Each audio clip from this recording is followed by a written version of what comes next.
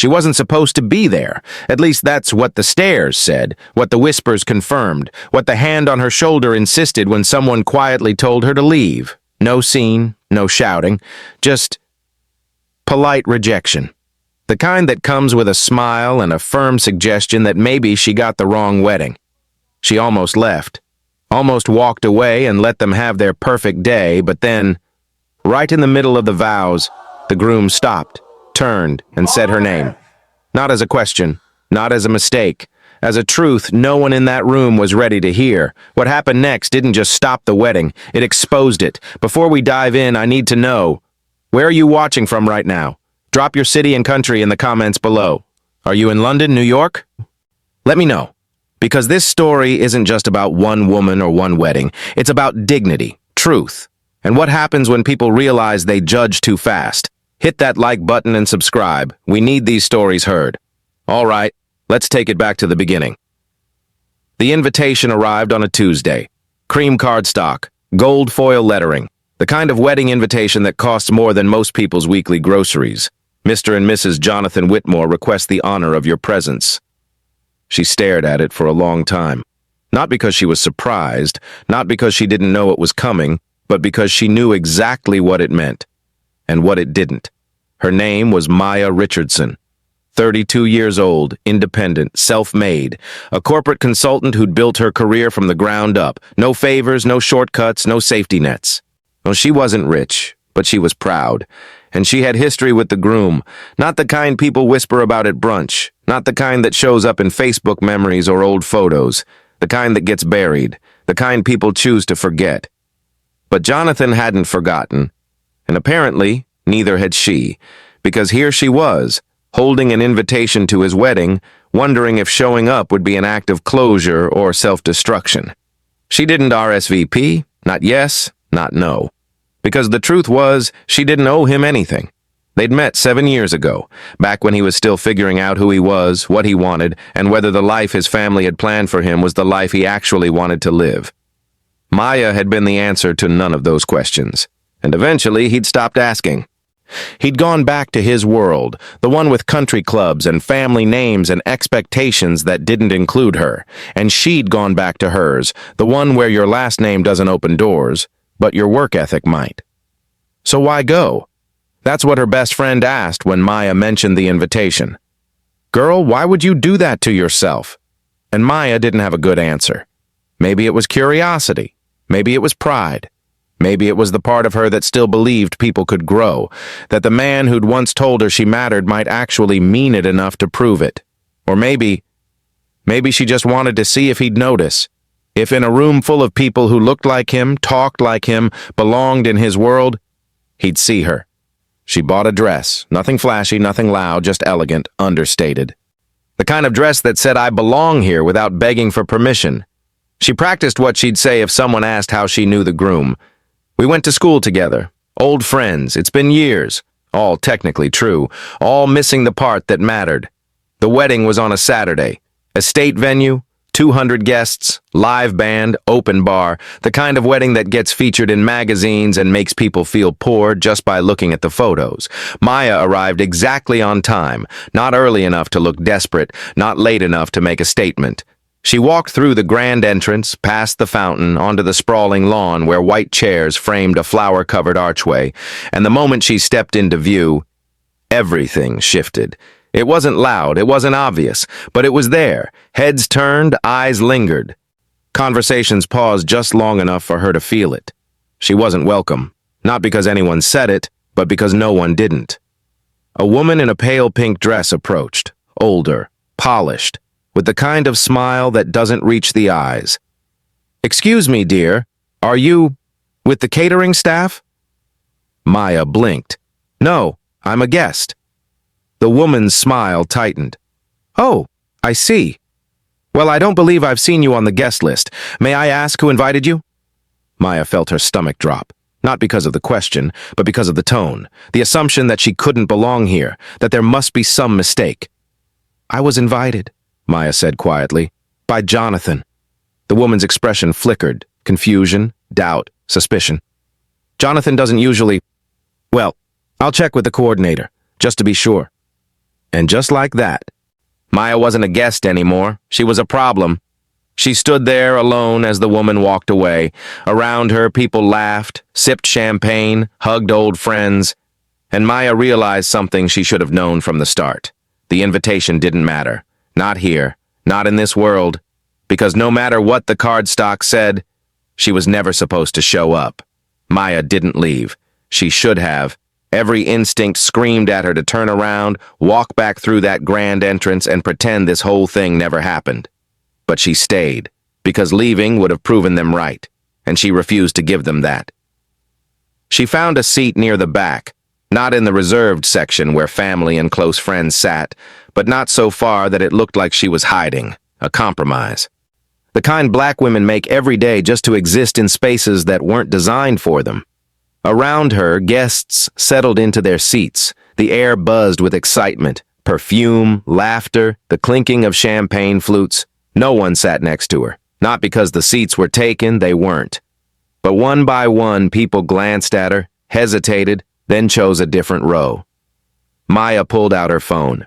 Not to scroll, not to text, just to have something to do with her hands, to look busy instead of alone. It's a survival tactic, one she'd perfected over the years. A man in a navy suit walked past, stopped, then doubled back.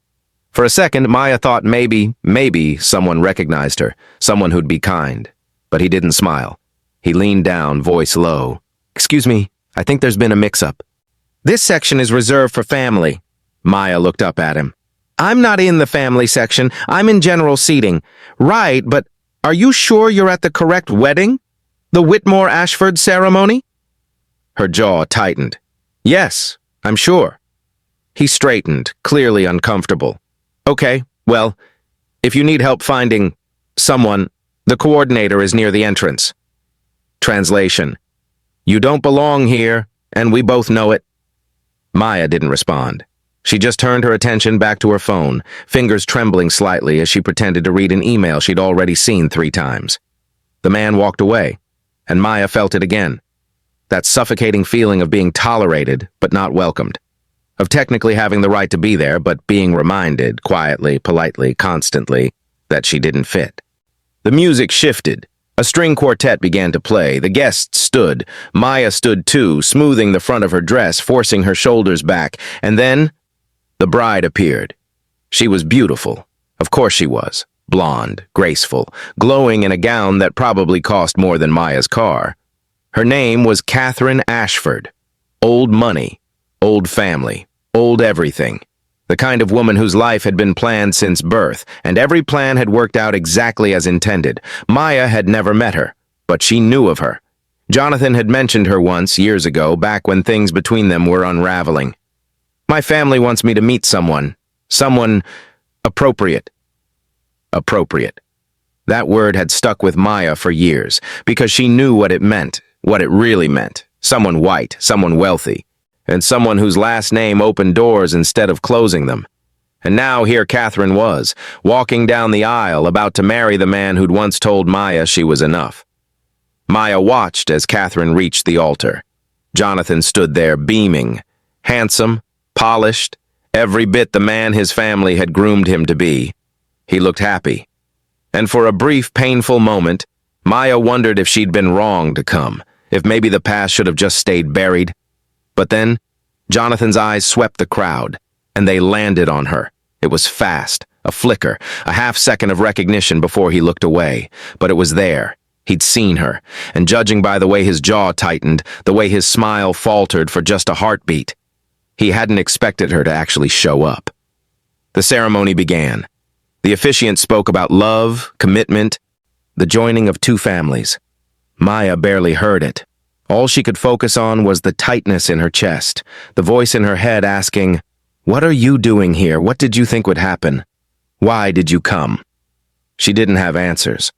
Only the gnawing realization that she'd made a mistake, not in coming, but in hoping. Halfway through the vows, a woman 2 rows ahead turned around. She didn't say anything. She just looked. Her gaze swept over Maya, from her hair to her dress to the empty seats around her, and then she leaned over to the man beside her and whispered something. He glanced back too, then another woman, then another. Maya's face burned. She kept her eyes forward, refusing to give them the satisfaction of seeing her discomfort. But inside she was 16 again, standing in a high school cafeteria, holding a lunch tray, searching for a table where she wouldn't be tolerated, where she'd be wanted. That feeling never really goes away. You just get better at hiding it.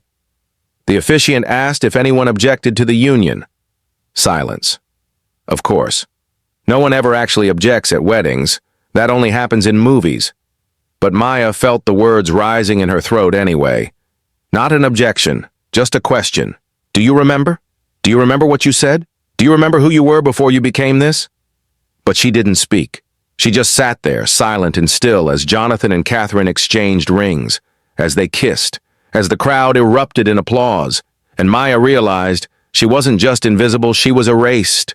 The ceremony ended. Guests stood, chatting and laughing as they made their way toward the reception tent. Maya stayed seated. And she needed a minute. Just 1 minute to breathe, to collect herself, to figure out how to leave without making it worse. But before she could move, a hand touched her shoulder. "Excuse me." Maya looked up. It was the woman from earlier, the one in pale pink. And this time she wasn't smiling at all. "I'm going to have to ask you to leave." Maya stared at her. "Excuse me?" The woman's voice dropped, still polite, still controlled, but edged with steel. "I've spoken with the coordinator. Your name isn't on the guest list, and given the confusion, we think it's best if you leave before the reception begins." Confusion. That word did a lot of work. It absorbed blame. It softened rejection. It turned exclusion into a misunderstanding, something accidental, fixable, not worth making a fuss over.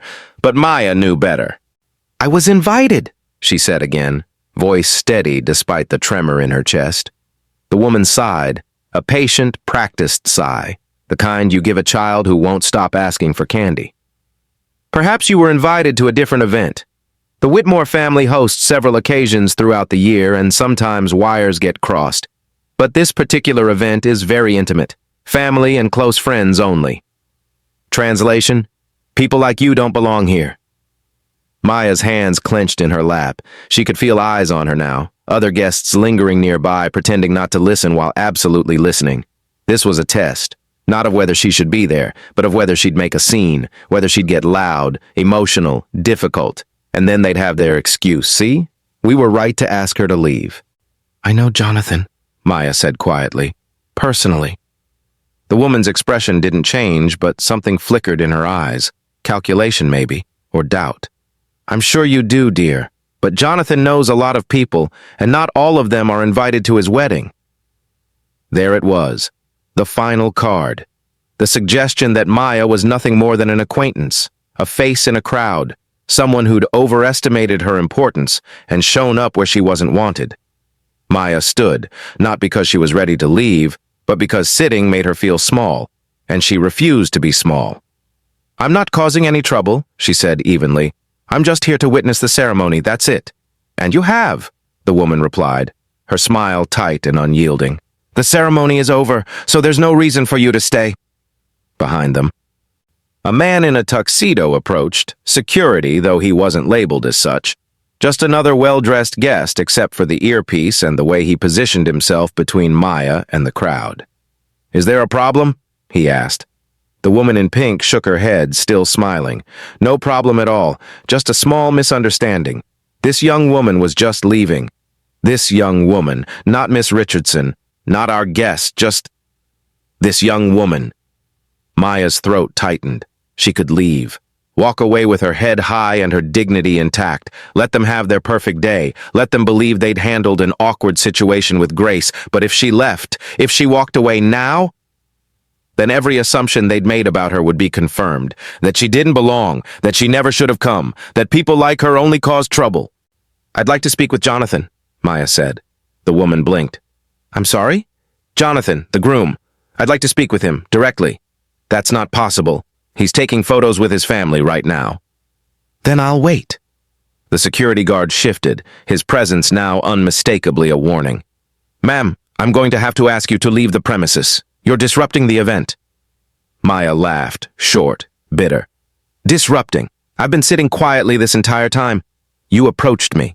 You're making the guests uncomfortable. I'm making them uncomfortable? She gestured toward the crowd, the people watching, whispering, judging. Or is it the other way around? The security guard's expression hardened. Ma'am, final warning. Leave voluntarily, or we'll have to escort you out. And there it was, the moment she'd been dreading. The moment where quiet exclusion turned into public humiliation, where she'd either leave on her own or be removed, giving them all the justification they needed to call her aggressive, unreasonable, everything they already assumed she was. Maya's chest ached, not from anger, from exhaustion. The exhaustion of having to prove your humanity over and over again, of being told you don't belong, even when you do, of watching people who've never been questioned, never been doubted, never been asked to leave, look at you like you're the problem. She was about to speak, about to say something she'd probably regret, when a voice cut through the tension. Wait! Everyone turned, and there he was. Jonathan Whitmore, groom, husband, the man who'd once told her she mattered. He was walking toward them, still in his tuxedo, his expression unreadable. The woman in pink straightened, suddenly nervous. Mr. Whitmore, I'm so sorry. We were just handling a small situation. I'll handle it, Jonathan said, his voice firm but calm. He looked at Maya, and for the first time that day, she didn't feel invisible. The security guard hesitated. Sir, if you'd like us to— No, I've got it. The crowd was watching now, fully, openly. No more pretending. Catherine, his wife, stood in the distance, still in her wedding gown, confusion written across her face, and Jonathan just stood there staring at Maya like he was seeing a ghost. Maya, he said quietly. Just her name.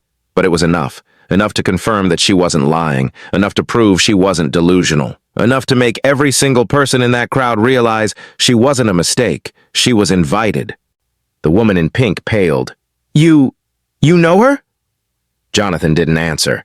He just kept looking at Maya, his jaw tight, his hands clenched at his sides, and Maya looked back, waiting, wondering if he'd finally do the right thing, or if he'd ask her to leave too.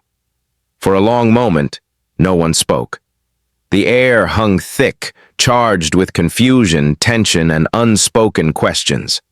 Catherine took a step forward, her gown rustling against the grass. Jonathan? Her voice was careful, controlled, but Maya could hear the edge beneath it. Jonathan didn't turn.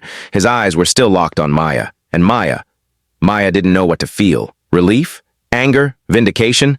Maybe all three.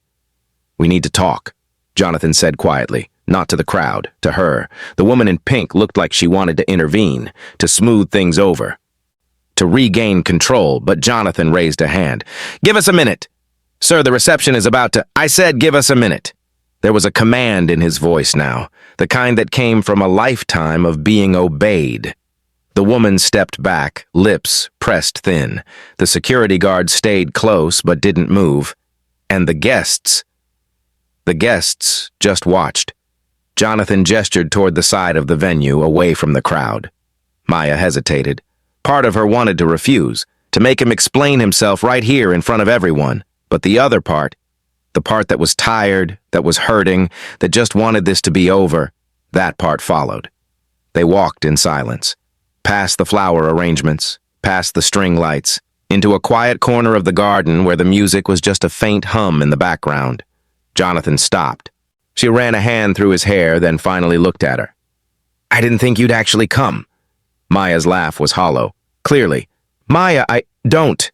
She held up a hand. Don't apologize, don't explain, just don't. You have every right to be angry. Angry? She shook her head. Jonathan, I'm not angry, I'm tired. He frowned. Tired? Of this. Of being made to feel like I don't belong. Of being questioned and doubted and escorted out of places I was invited to. Her voice cracked, just slightly. You sent me an invitation. You. And I still had to sit there and be told I wasn't welcome. I didn't know they'd— Yes, you did. Her words hung in the air, sharp and undeniable. Jonathan opened his mouth, then closed it, because she was right. You knew what this would be, Maya continued, her voice steady now. You knew your family, your friends, the kind of world you were bringing me into, and you invited me anyway. I wanted you here. Why? The question was simple, but Jonathan didn't have an answer, at least not one he was willing to say out loud. Maya studied him. The man she'd known 7 years ago had been different, softer, more uncertain, still trying to figure out who he was outside of his family's expectations. Back then, he'd talked about doing something meaningful, about building something that mattered, about not just becoming another carbon copy of his father. And Maya had believed him. She'd believed in them, until the day he'd sat her down and said the words that ended everything. My family doesn't think this is going to work. Not I don't think, my family. I thought things would be different by now, Maya said quietly. I thought maybe you'd grown, changed, become the person you said you wanted to be. Jonathan looked away. I have. Have you? Silence, then softer. I got married today, Maya. I know. To someone my family approves of, someone who fits, someone who makes sense. I know. And I'm happy. Maya nodded slowly. Then why did you invite me? The question hit him like a blow. He didn't flinch, but she saw the impact. Saw the way his shoulders tensed, the way he looked down at his hands that had just slipped a ring onto someone else's finger. Because, he said finally, part of me wanted you to see that I moved on. Maya's breath caught. And part of me, he continued, his voice rough, wanted to see if you had. There it was, the truth. Not noble, not romantic, not even kind, just honest. He'd invited her to his wedding because he wanted closure, but not the healthy kind. The selfish kind. The kind that lets you feel good about your choices by seeing that the person you left behind is doing okay, or maybe even struggling a little. Just enough to remind you that you mattered. Maya felt something crack inside her, not her heart. That had broken years ago. This was different. This was the last thread of hope, the one she didn't even know she'd been holding, finally snapping.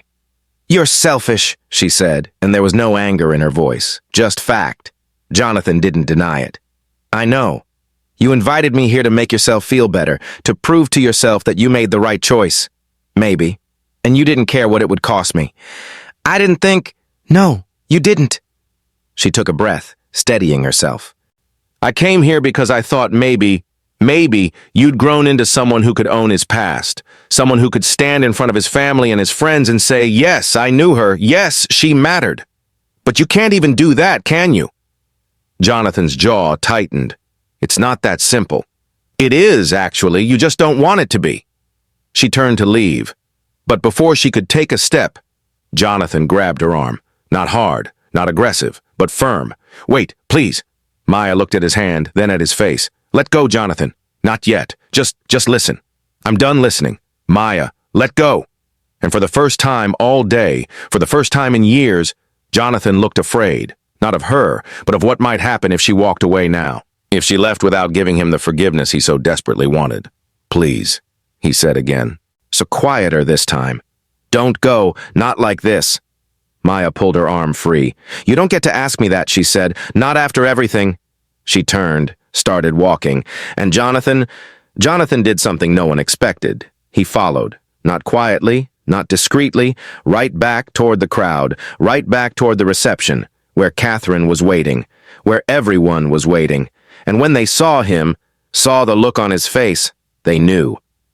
Something was about to change. Jonathan stopped at the edge of the reception tent. The band was playing, guests were laughing, champagne flowed like water, and Catherine, his wife, stood in the center of it all, radiant in her wedding gown, surrounded by friends and family offering congratulations. She looked perfect. The picture of everything his life was supposed to be, but Jonathan couldn't move. He stood there, frozen, staring at the celebration unfolding before him, and for the first time that day, maybe the first time in years, he felt like a fraud. Maya brushed past him. She was done. Done with the conversation, done with the wedding, done with him. She just wanted to leave with whatever dignity she had left. But as she walked, Catherine saw her. Their eyes met across the tent, and Catherine's smile faltered, not because she recognized Maya, she didn't, but because she recognized the look on Jonathan's face as he watched her walk away, the look of someone who'd just realized they'd made a mistake. Jonathan? Catherine's voice cut through the music, sharp and confused. She started toward him, her gown trailing behind her. And Jonathan? Jonathan just stood there. Who is that? Catherine asked when she reached him. Jonathan didn't answer. He was still watching Maya, still frozen. Jonathan, He blinked, snapping back to the present. Sorry, Who was that woman? No one. Don't lie to me. Her voice dropped, quiet but firm. Not today. Jonathan's throat tightened. Around them, guests were starting to notice. The energy in the tent shifted, laughter dimming, conversations pausing. People sensed drama the way animals sense storms, and this storm was about to break. She's someone I used to know, Jonathan said finally. Used to know? A long time ago. Catherine's eyes narrowed. Then why is she here, today? I don't know. You don't know. Catherine, can we not do this right now? Do what? Ask why there's a strange woman at our wedding who you clearly have history with. Jonathan ran a hand over his face. He looked exhausted. Not from the day, from the years, from carrying the weight of who he was supposed to be instead of who he actually was. She's no one, he said again, but the words sounded hollow even to him. Catherine stepped closer, her voice low and dangerous. If she's no one, then why do you look like that? Like what? Like you just lost something. Jonathan didn't answer. He couldn't. Because she was right. Meanwhile, Maya reached the edge of the venue. She was almost free, almost out, but then she heard it. Maya. Her name, loud, clear, not whispered, not hidden, announced. She stopped, turned, and saw Jonathan standing in the middle of the reception tent, every eye on him, his chest rising and falling like he'd just run a marathon. Catherine stood beside him, her face a mask of confusion and rising panic. The band had stopped playing. The guests had gone silent. And Jonathan looked terrified. Don't go, he said. His voice cracked, not in a dramatic movie scene way, but in the way voices crack when someone's been holding something in for too long and it's finally breaking free. Maya's heart pounded. Jonathan, don't do this! I have to! No, you don't. Yes, I do. He took a step forward, then another, walking toward her with the entire wedding watching. Catherine's voice was sharp. Jonathan, what are you doing? He didn't answer, didn't even look back. He just kept walking. Maya felt panic rising in her chest. This wasn't what she wanted. She didn't come here for a scene. She didn't come here to blow up his wedding. She just came to what? What had she come here for? Jonathan stopped a few feet away from her. Close enough that she could see the conflict in his eyes, the fear, the regret. I invited you, he said quietly, because I wanted you to know that I never forgot. Maya's breath hitched. Jonathan, I never forgot what we had, what we could have been, and I've spent the last 7 years trying to convince myself that I made the right choice. You did. Did I? His voice broke, and in that moment, Maya saw him. Not the polished, perfect groom, not the man his family had molded him into, but the boy she'd once known, the one who'd dreamed of something more, the one who'd been too afraid to fight for it. Behind him, Catherine stood frozen. Her mother rushed to her side, whispering urgently. Guests exchanged shocked glances. Someone pulled out a phone, and Jonathan just stood there. Now staring at Maya like she was the only person in the world. I'm sorry, he said. 2 words, but they carried the weight of 7 years. Maya's eyes burned. You should go back to your wife. I know. Then go. I can't. Yes, you can. You have to. Maya, go, Jonathan. But he didn't move. And neither did she. And the entire wedding, the entire perfect, carefully planned, exorbitantly expensive wedding, hung in the balance. The silence was suffocating. No music, no laughter, no clinking glasses, just 200 people holding their breath, waiting to see what would happen next. Catherine was the first to break. Jonathan, come here now! Her voice was steady, but Maya could hear the panic underneath. The realization that her perfect day was unraveling in real time. Jonathan finally turned, looked at his wife, and for a moment, Maya thought he'd do it. Thought he'd apologize, take Catherine's hand, and salvage what was left of the celebration. But instead, he looked back at Maya. Tell them, he said quietly. Maya's stomach dropped. What? Tell them who you are. Jonathan, don't tell them. Maya's hands trembled. She didn't want this, didn't want to be the spectacle, didn't want to be the woman who ruined someone's wedding. But Jonathan was giving her no choice.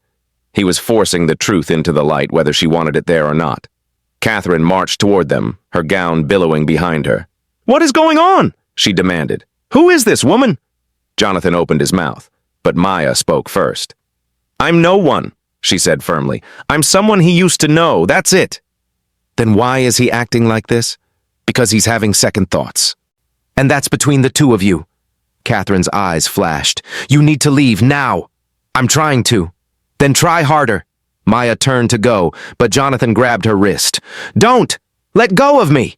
Not until you tell them the truth. There is no truth to tell." "Yes, there is." He was spiraling now. Maya could see it. The years of repression, of living someone else's life, of pretending to be someone he wasn't, it was all coming apart, and he was pulling her down with him. "Jonathan," she said quietly, urgently, "please don't do this. You'll regret it." "I already regret it. I've been regretting it for 7 years. Then that's your burden to carry, not mine. But it is yours, because I put it there." Catherine stepped between them, her face flushed. "Someone tell me what is happening, right now." Jonathan looked at her. And then at Maya, then at the crowd, and then he said it. "She's the woman I should have married." The words hit like a gunshot. Gasps rippled through the tent. Catherine stumbled back, her hand flying to her mouth. Maya closed her eyes, her worst nightmare unfolding in real time. And Jonathan just stood there, his chest heaving, looking both liberated and destroyed. "What?" Catherine's voice was barely a whisper. Jonathan turned to her, guilt written across his face. "Catherine, You what? You what, Jonathan?" "I'm sorry." "You're sorry?" Her voice rose, sharp and breaking. "You're sorry? On our wedding day?" Her mother rushed forward, trying to pull Catherine away, but Catherine shook her off.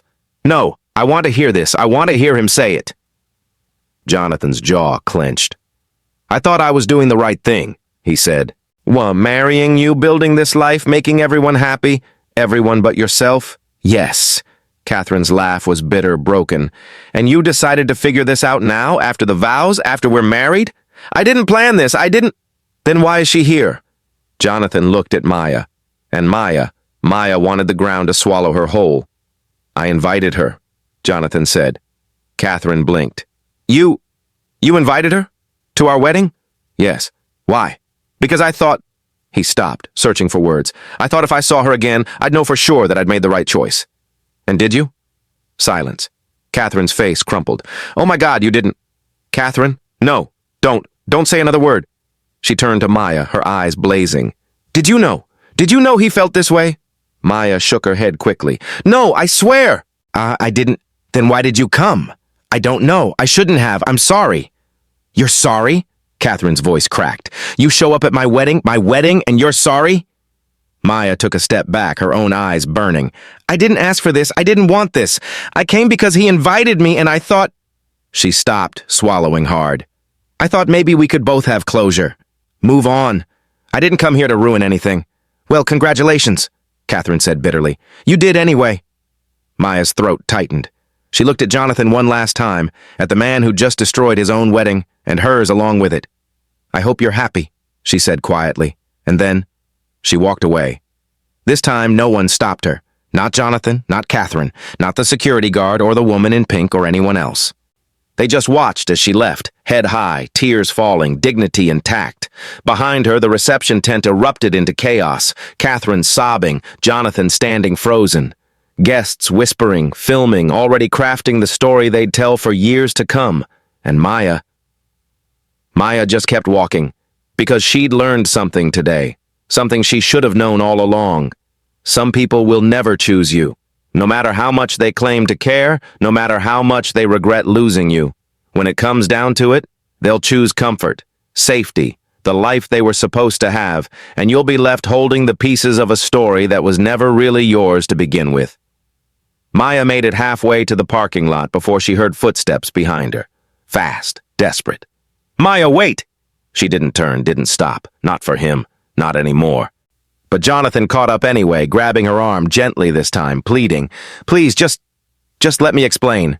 Maya yanked her arm free, spinning to face him. "Explain what, Jonathan? You just humiliated me in front of 200 people. You humiliated your wife. What more is there to say?"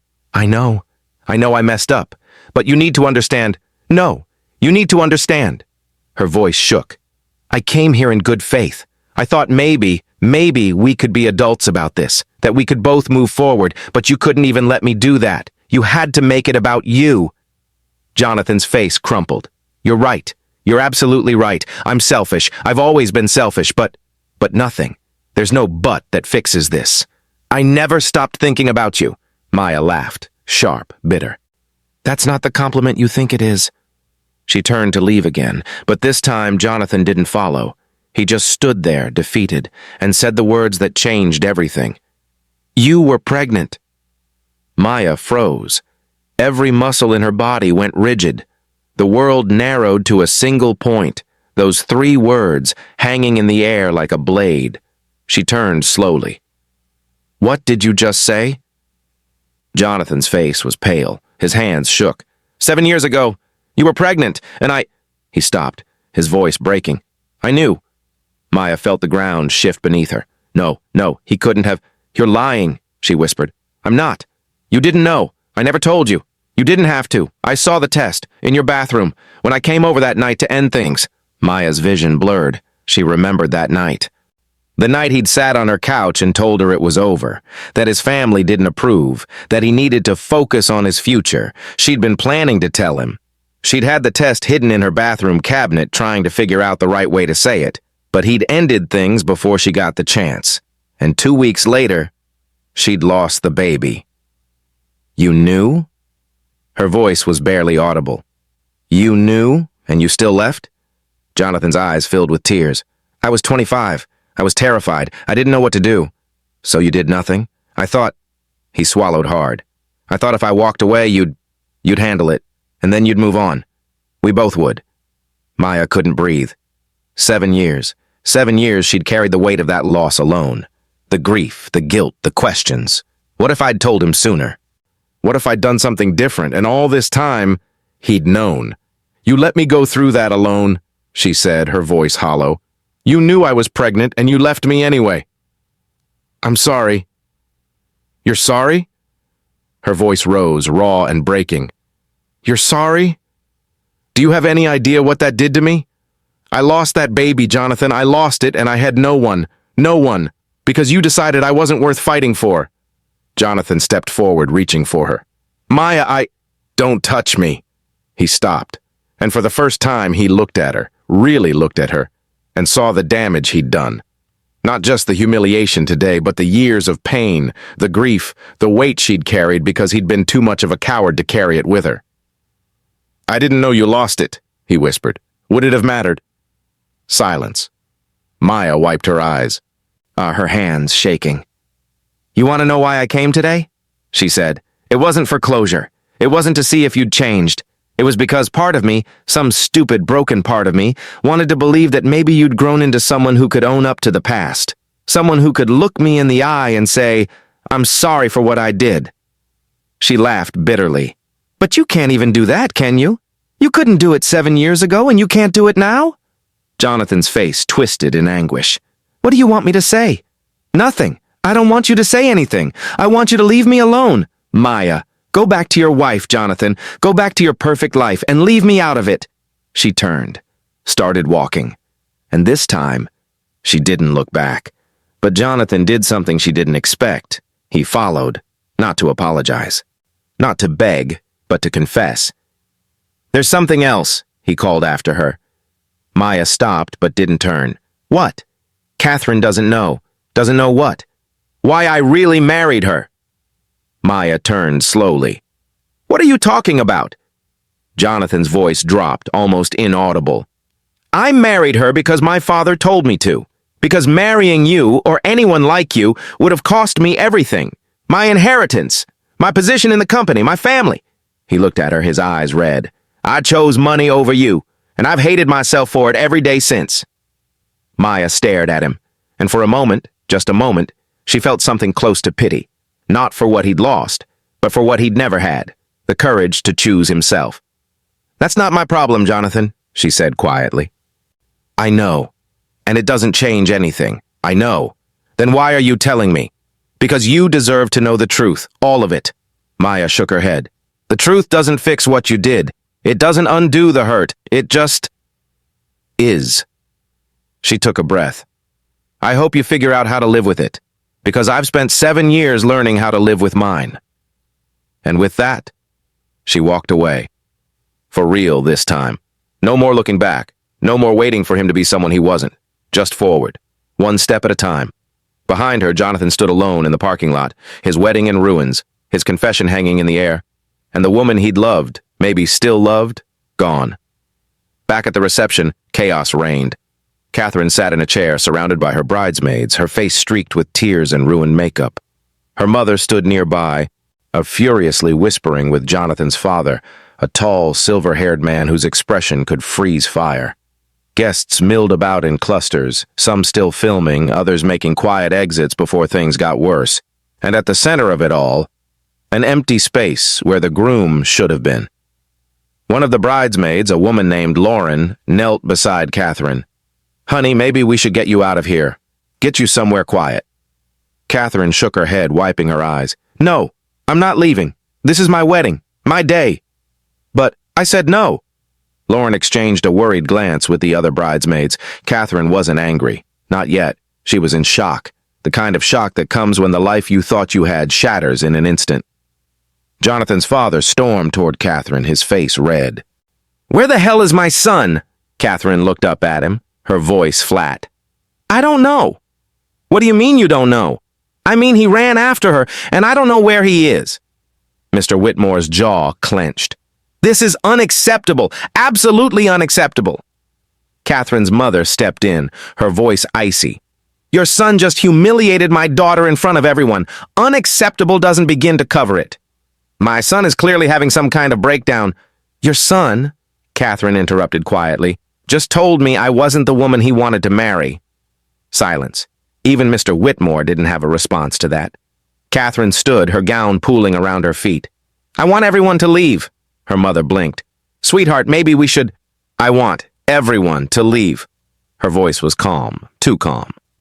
The kind of calm that comes right before a storm. Lauren touched her arm gently. "Catherine, you don't have to do this alone." "Yes, I do." She looked around the tent, at the guests still lingering, the decorations, the cake that hadn't been cut, the first dance that would never happen. "This wedding is over," she said. "Tell everyone to go home." And just like that, it was done. Bridesmaids scattered to spread the word. Guests began filtering out, some offering condolences, others just grateful to escape the awkwardness. Mr. Whitmore tried to argue, but Catherine's mother pulled him aside, her voice sharp and final. Within 20 minutes, the venue was nearly empty. Catherine stood alone in the center of the tent, still in her wedding dress, still wearing the ring Jonathan had slipped onto her finger just hours ago.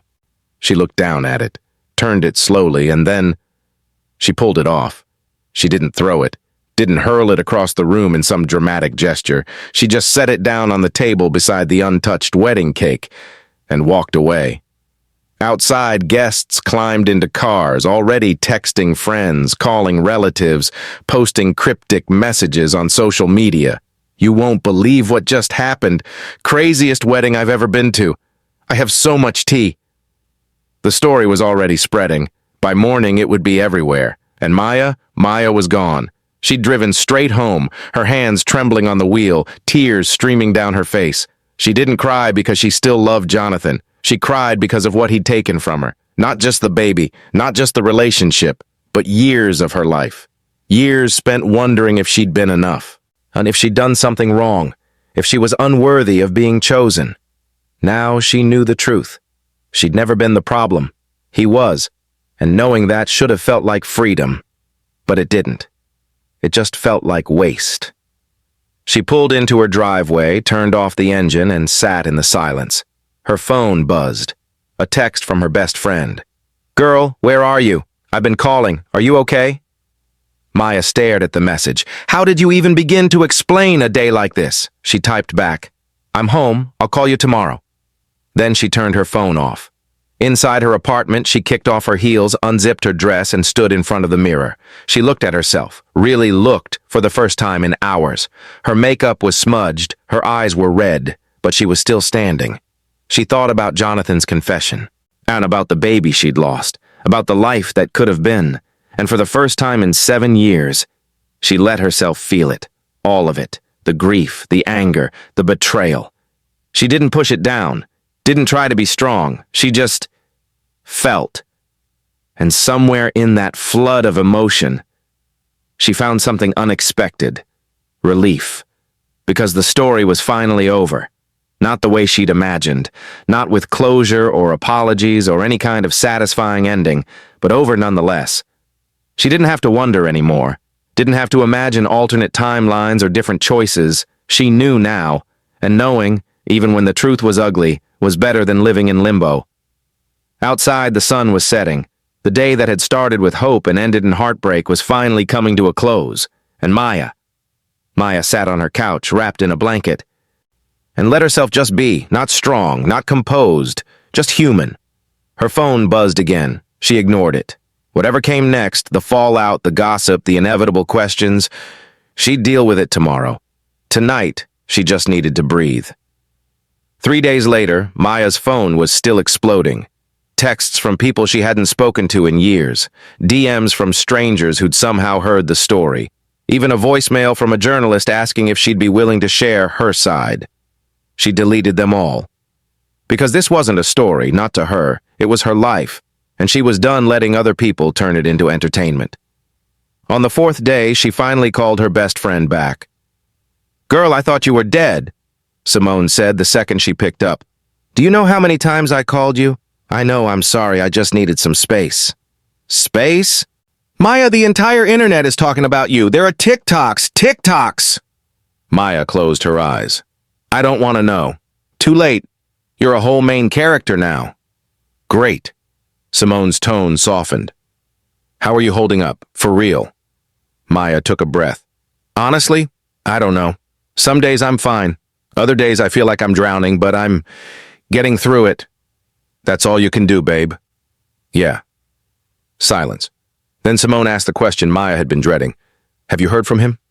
Maya hesitated. "He tried to call. A few times. I didn't answer." "Good. Block him." "I did." "Good." But the truth was, Maya had listened to one of his voicemails. Just one.